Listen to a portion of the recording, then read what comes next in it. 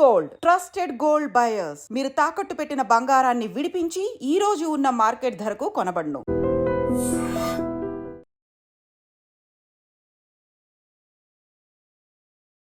Mutton ముక్క గొంతులో ఇరుక్కోవటంతో ఊపిరాడక ఓ వ్యక్తి చనిపోయినటువంటి ఘటన ఉమ్మడి నిజామాబాద్ జిల్లాలోని కోటగిరి మండలంలో చోటు చేసుకుంది. నస్రుల్లాబాద్ బొప్పాస్పల్లికి చెందిన రుత్వాన్ తారాసింగ్ అనే వ్యక్తి కోటగిరి మండలంలోని ఒక విలేజ్లో శుభకార్యానికి వెళ్ళారు. అయితే శుభకార్యంలో భోజనం చేస్తూ ఉండగా మటన్ ముక్క గొంతులో ఇరుక్కుపోయింది. వెంటనే ఆయనకి వాంతులు కూడా అయ్యాయి. అయితే అతని హుటాహుటిన స్థానికంగా ఉన్న హాస్పిటల్కు తరలించేటప్పటికే ఆయన ఊపిరి పోయింది అని చెప్పి వైద్యులు నిర్ధారించారు. దీంతో ఆ కుటుంబ సభ్యులు పెద్ద దిక్కును కోల్పోయామంటూ బోరున విలపించారు. పోలీసులకు ఇచ్చినటువంటి కంప్లైంట్ ఆధారంగా పోలీసులైతే కేసు నమోదు చేసి దర్యాప్తు చేస్తున్నారు.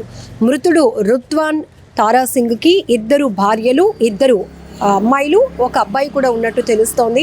మొత్తానికి ఒక శుభకార్యానికి వెళ్ళి అంతే హ్యాపీగా ఇంటికి తిరిగి రావాల్సినటువంటి వ్యక్తి అక్కడ విషాదాన్ని నింపుకున్నటువంటి సందర్భంగా మారిపోయింది. అంటే రెగ్యులర్గా మటన్ మనం ఎప్పుడు తింటూనే ఉంటాం, లేదంటే చాలా ఫుడ్ ఐటమ్స్ మనం తింటూనే ఉంటాం. కానీ కొన్ని సందర్భాల్లో రెగ్యులర్గా మనం తినే ఫుడ్ ఐటమ్ వల్లే మనం ఎందుకు ప్రాణాలు కోల్పోవాల్సి వస్తుంది అంటే కొంత నిర్లక్ష్యం కూడా ఉంటుంది. ఖచ్చితంగా డాక్టర్స్ చెప్తూ ఉంటారు.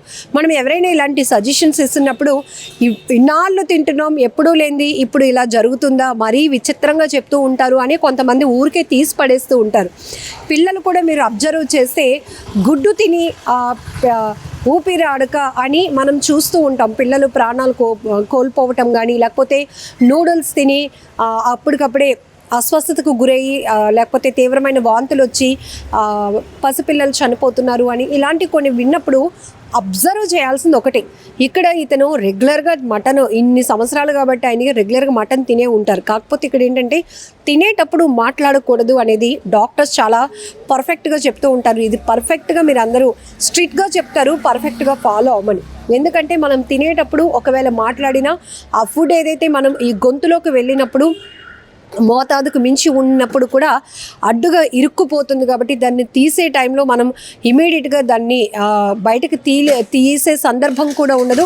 ఆ సమయంలో ఒక్కసారిగా ఊపిరి అందలేనటువంటి పరిస్థితి అయిపోతూ ఉంటుంది. ఇక్కడ ఈ రుత్వాన్ తారాసింగ్ అనే వ్యక్తి కూడా శుభకార్యంలో ఫంక్షన్లో మటన్ తిన్న తర్వాత అతనికి ఒక్కసారిగా గొంతులో ఆ మటన్ ముక్క అడ్డుగా ఉండిపోయింది. దాంతో ఆయనకి విపరీతమైన వాంతులు అయితే వచ్చాయి.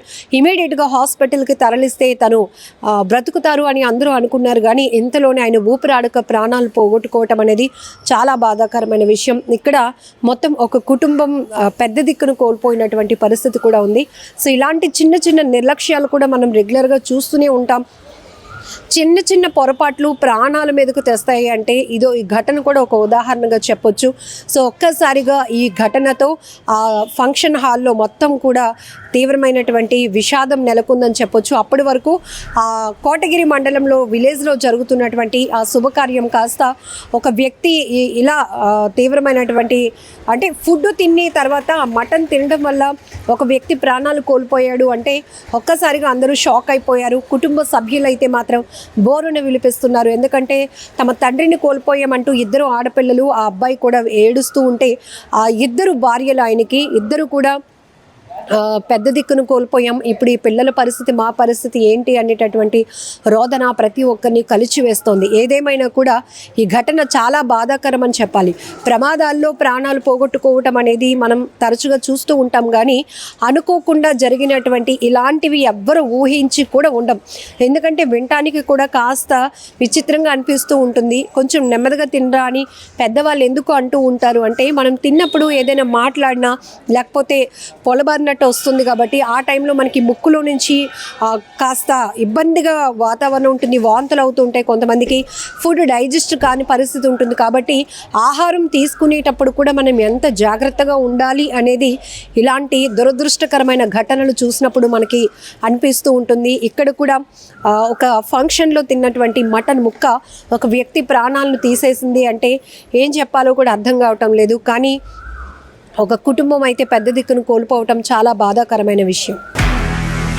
నిజంగా ప్రస్తుతం ఉన్నటువంటి సమాజం దేనికి ప్రయారిటీ ఇస్తుంది?